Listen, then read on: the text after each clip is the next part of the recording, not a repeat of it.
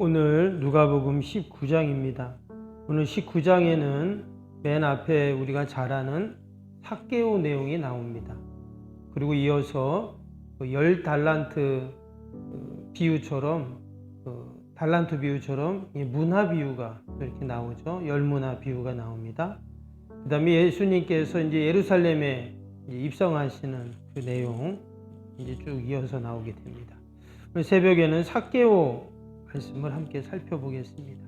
우리가 삭개오는 너무나 잘 아는 내용이죠. 세리장이었던 삭개오가 예수님을 만나서 그가 어떻게 변화되었는지를 잘 소개하고 있습니다.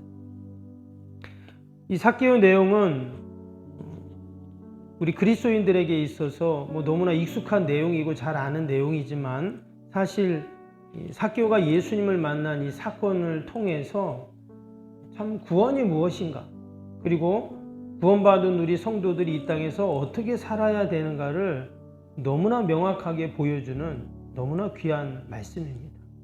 그냥 예수님이 여리고에 갔는데 삭개오라는 사람이 키가 작아서 사람들이 많아 예수님을 보고 싶은데 보고 수가 없어서 나무에 올라가서 나무에 딱 올라갔더니 예수님이 뭐라고 합니까? 삭개오야 내려오라, 내가 오늘 너의 집에 유하겠다, 그렇게 5절에 말씀하시죠. 그랬더니 삭개오가 너무 기뻐가지고 예수님을 자기 집에 모시게 됩니다. 그래서 같이 식사도 하고 그러는 중에 뭐라고 했어요? 7절에 보면 사람들이 막 어떻게 예수님이 저 죄인의 집에 들어가냐, 어떻게 거기 가서 같이 식사하냐 막 뭐라고 합니다. 그럼에도 불구하고 예수님께서 삭개오 집에 들어가서 같이 식사하고 얘기하는 중에 삭개오가 그런 말을 하죠. 8절 보시면 주여 보시옵소서, 내 소유의 절반을 가난한 자들에게 주겠사오며 만일 누구의 것을 속여 빼앗은 일이 있으면 내 갑절이나 갚겠나이다. 그때 예수님이 너도 아브라함의 자손이다, 이런 또 얘기를 하십니다. 그리고 마지막에 10절이죠. 아주 중요한 말씀을 하셨는데 예수님이 인자가 온 것은 잃어버린 자를 찾아 구원하려 함이니라, 이렇게 말씀하셨습니다. 마치 삭개오가 어떤 사람이라는 거예요? 잃어버렸던 자라는 거예요. 원래 내가 갖고 있던 내 것이었는데 어느 날 그걸 잃어버렸어요. 근데 그 잃어버린 걸 어떻게 해요? 찾았다, 이렇게 말씀합니다. 그러면서 이어지는 열무나 비유도 마찬가지입니다. 구원에 대한 이야기들을 쭉 이제 이어가시는 건데, 우리가 이 삭개오 내용을 단순히 건 이야기만, 그 스토리만을 아는 것이 아니라 그 안에 담긴 진짜 하나님이 우리에게 주시는 참된 메시지가 이 안에 담겨 있습니다. 먼저 예수님께서 잃어버린 자를 찾아 구원하려 합니다, 이 말씀처럼 지금 예수님이 누구를 찾아오셨어요? 삭개오를 찾아오셨습니다. 7절을 다시 한번 보시면 무사람이 보고 수군거려 이르되 저가 죄인의 집에 유하로 들어갔도다.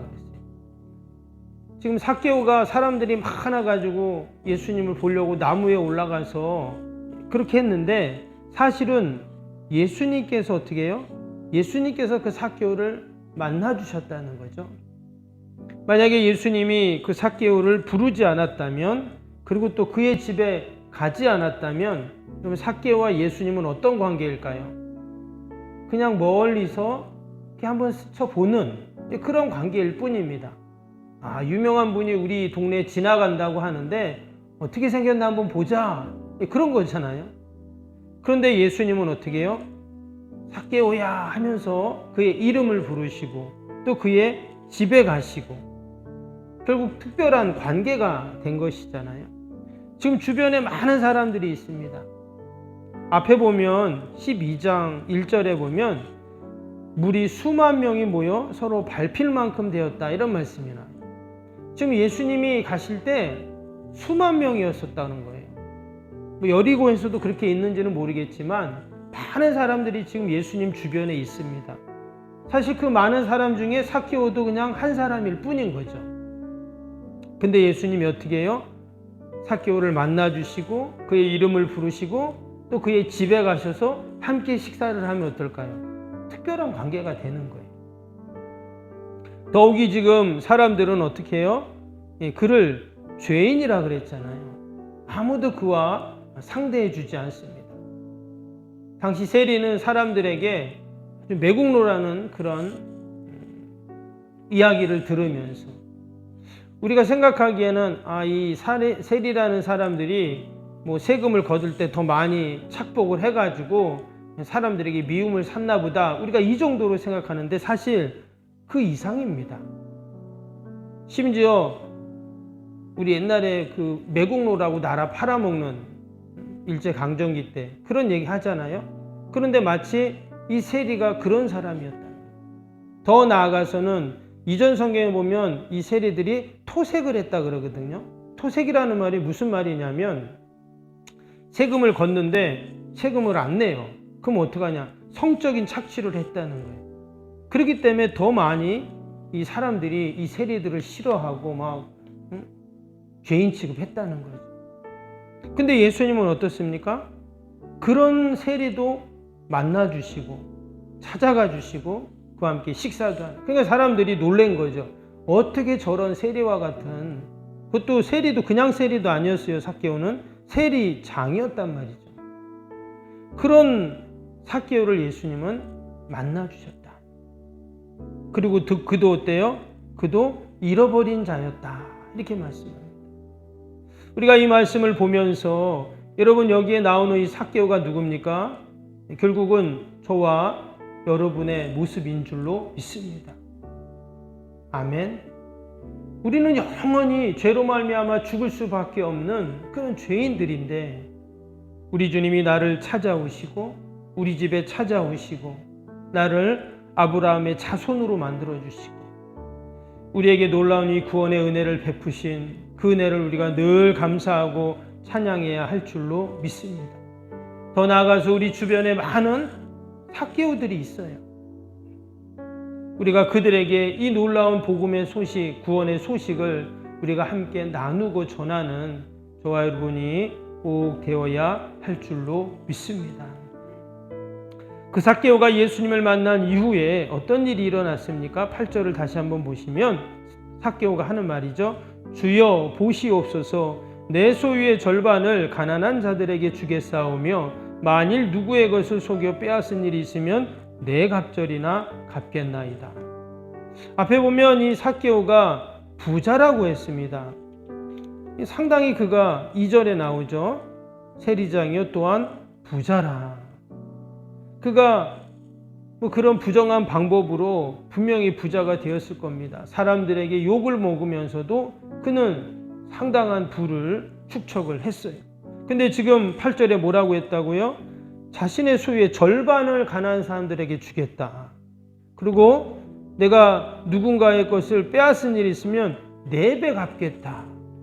여러분 그러면 이렇게 지금 자기 절반을 다 가난한 사람 주고 누구 빼앗은 거 있으면 4배로 갚고 이러면 어떻게 될까요? 말 그대로 삭개오는 거지가 되는 거예요. 아무것도 없는 거예요. 지금 그가 가만히 있으면 부자로 살 수 있는데 예수님 만나가지고 어때요? 말 그대로 부자에서 거지가 되는 겁니다. 예수님을 만나 좋은 일이 생기고 더 잘 살고 더 부자가 되는 게 아니라 도리어 하루아침에 그냥 아무것도 없는 사람이 될 수도 있다라는 거예요. 더욱이 지금 사람들에게 그는 죄인 취급을 받고 있죠. 그나마 그가 돈이 있기 때문에 그가 살아갈 이유와 목적이 있었는데 그 돈을 다 줘버린다면 뭐 어때 이제 뭐로 삽니까? 그럼에도 불구하고 그는 어때요? 그것이 너무나 기쁘고 즐거웠다는 거예요. 오늘 10절 말씀처럼 인자가 온 것은 잃어버린 자를 찾아 구원하려 함이다 그랬어요. 그 잃어버린 자가 지금 삭개오라고 했죠. 근데 그는 무엇을 얻었습니까? 구원을 얻은 거예요. 사실 그가 다 잃어버리는 것 같지만 그렇지 않습니다.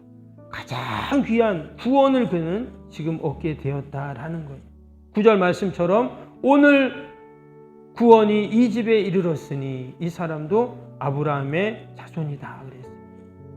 유대인들이 가장 존경하는 사람이 누구냐? 아브라함이거든요. 왜? 자신들은 다 아브라함의 자손이다라고 생각했기 때문입니다. 다 자신들은 천국 백성이라고 생각했기 때문이에요. 근데 예수님이 삭개오도 너도 아브라함의 자손이야 이렇게 인정을 해 주신 것이죠. 이것은 다른 말로 하면 이제 삭개오는 인생의 참된 목적을 찾게 된 것입니다. 예수님을 만나 인생의 참된 목적을 깨닫게 된 거예요. 이전에는 그가 돈 많은 것, 부자 되는 것, 이것이 전부라고 그는 여겼습니다. 사람들에게 욕을 먹어도 어떤 손가락질을 당해도 내가 부자니까 돈 있으니까 그렇게 생각한 거예요. 그런데 그것이 인생의 참된 목적이 될 수가 없죠. 그런데 예수님을 만난 이후, 그가 인격적으로 예수님을 만난 이후 이제 그는 이전까지는 자신만을 위해 살았던 자였다면 이제는 누군가를 도와야 된다 하는 것을 생각하게 된 거예요. 근데 자기가 갖고 있는 게 뭔가 봤더니 돈이에요. 그래서 그걸 가지고 이제 다른 사람을, 타인을 위해서 사는 그런 인생이 되었어요. 여러분, 이것이 바로 참된 인생의 목적이고 모습인 줄로 믿습니다. 하나님은 나를 통해서 하나님의 놀라운 계획과 뜻을 분명히 가지고 계신 줄로 믿습니다.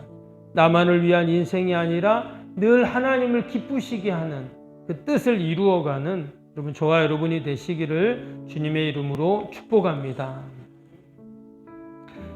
우리 오늘 금요일 기도 함께 하겠습니다. 76번부터 90번 기도입니다.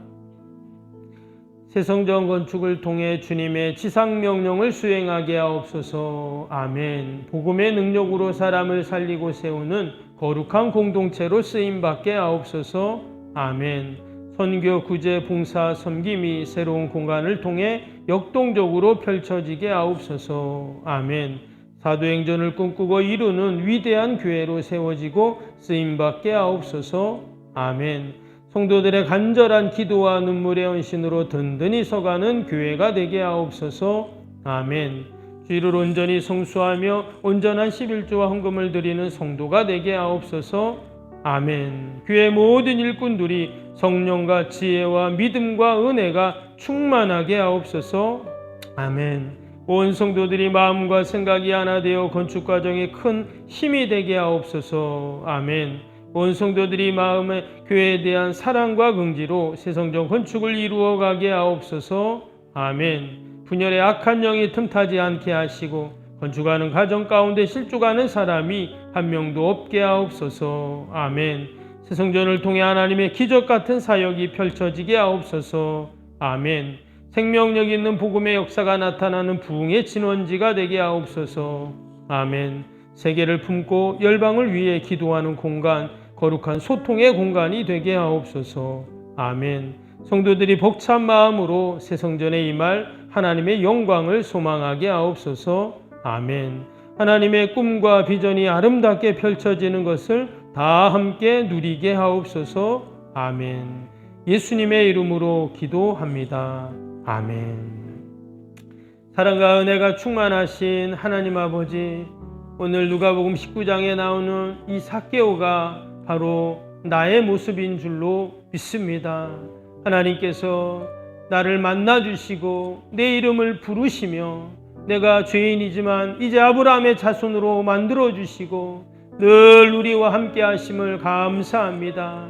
그 은혜 감사해서 오늘도 하나님 나를 향하신 하나님의 놀라운 구원의 뜻과 그 계획들을 이루어가는 저희들이 되게 하여 주옵소서. 이전까지 나만을 위한 삶이었다면 이제는 아버지 타인을 위한 삶, 하나님을 위한 복된 삶을 살게 하여 주시옵소서.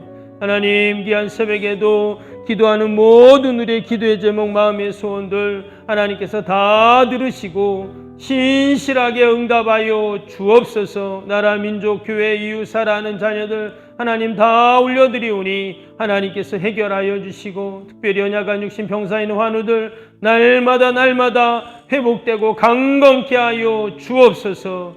육신의 건강 때문에 염려 근심하지 않도록 하나님 늘 강건케 하여 주옵소서. 오늘도 주님의 몸된 교회, 우리의 가정 일터, 또 우리 꼭 지키시고 얻은 명들이 일절 틈타지 않도록 늘 하나님 함께하여 주옵소서. 감사하며 예수님의 이름으로 기도하옵나이다. 아멘. 하늘에 계신 우리 아버지, 아버지의 이름을 거룩하게 하시며 아버지의 나라가 오게 하시며 아버지의 뜻이 하늘에서와 같이 땅에서도 이루어지게 하소서. 오늘 우리에게 일용할 양식을 주시고 우리가 우리에게 잘못한 사람을 용서하여 준 것 같이 우리 죄를 용서하여 주시고 우리를 시험에 빠지지 않게 하시고 악에서 구하소서. 나라와 권능과 영광이 영원히 아버지의 것입니다. 아멘.